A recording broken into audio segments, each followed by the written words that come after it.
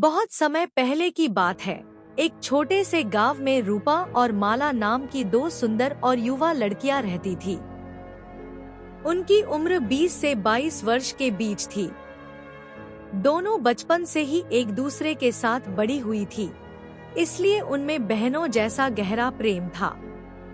वे गांव की गलियों में खेलते खेलते कब सयानी हो गई, उन्हें खुद भी एहसास नहीं हुआ।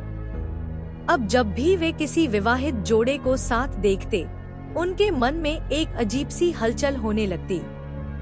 वे सोचती कि शादी के बाद का जीवन कैसा होता होगा। जब वे गांव में किसी पति पत्नी को हंसते देखती, तो उनके मन में सवाल उठता, हमारी शादी कब होगी? हमें भी वैसा सुख कब मिलेगा? वे अक्सर अपने माता पिता से इस बारे में पूछने की हिम्मत नहीं कर पाती, लेकिन उनके भीतर एक अजीब सी बेचैनी बनी रहती थी।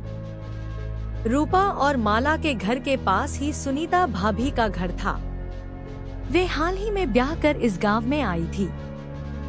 उनका रूप रंग, साज श्रृंगार और हंसमुख स्वभाव सभी को आकर्षित करता था। जब भी वे अपनी सहेलियों से मिलती, शादी के बाद के जीवन की खुशियों के बारे में बताती। रूपा और माला को सुनीता भाभी की बातें बहुत अच्छी लगती थी। वे अक्सर उनके पास बैठ जाती और विवाह के बाद के जीवन के बारे में पूछती। एक दिन जब वे दोनों भाभी के पास गईं, तो रूपा ने झिझकते हुए पूछा, भाभी, क्या सच में शादी के बाद जीवन बदल जाता है? सुनीता भाभी मुस्कुराई और बोली, अरे बिल्कुल, लड़की का असली सुख तो शादी के बाद ही शुरू होता है। माला ने उत्सुकता से पूछा, कैसे भाभी?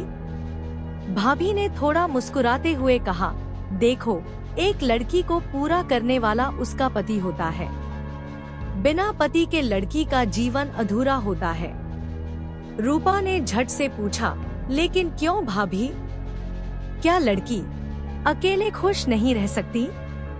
भाभी हंस पड़ी और बोली, अरे भोली लड़कियों, अकेले कोई कैसे खुश रह सकता है? पति पत्नी का रिश्ता ही जीवन का सबसे सुंदर बंधन होता है।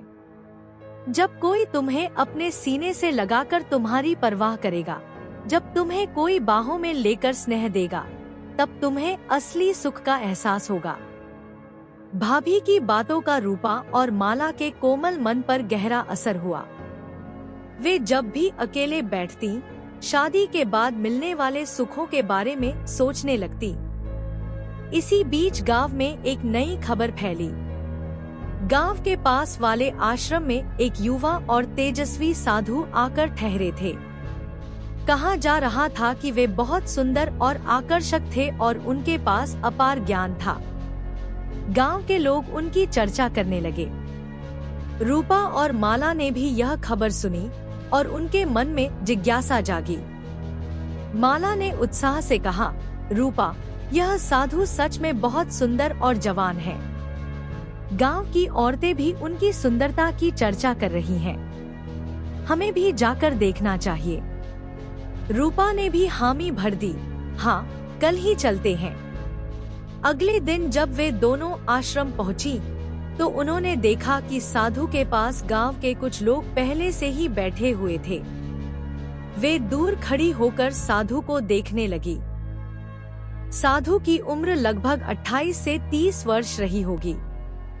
उनका चेहरा तेज से दमक रहा था, आंखें गहरी और सम्मोहक थी और उनके चेहरे पर एक गहन शांति थी।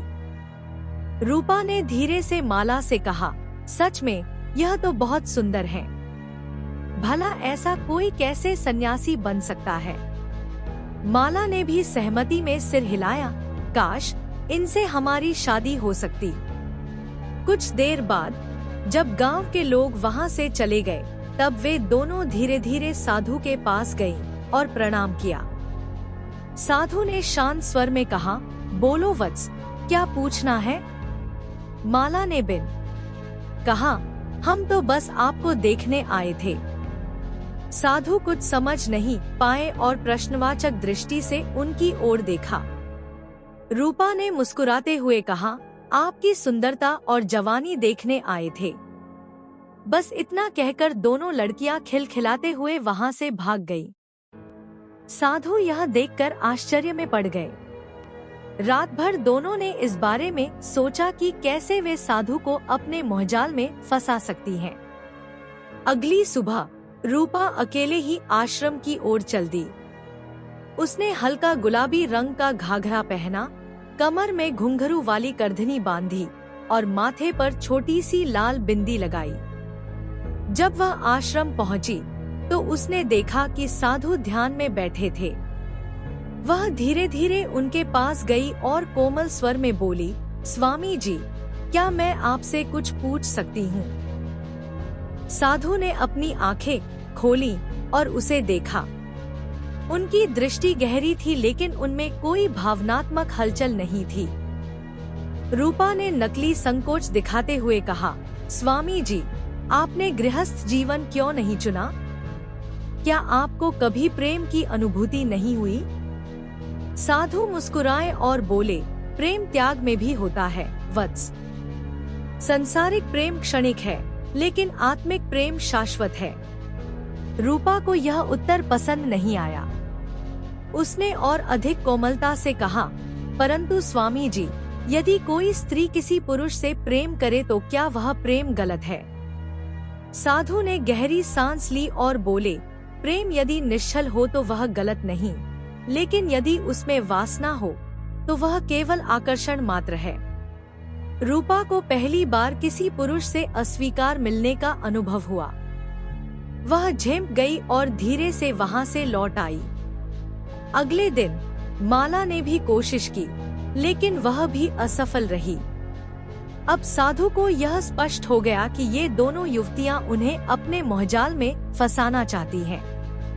अंततः दोनों को समझाया कि सच्चा प्रेम आत्मा से होता है, न कि केवल शरीर के आकर्षण से, तो उनके मन की जिज्ञासा समाप्त हुई।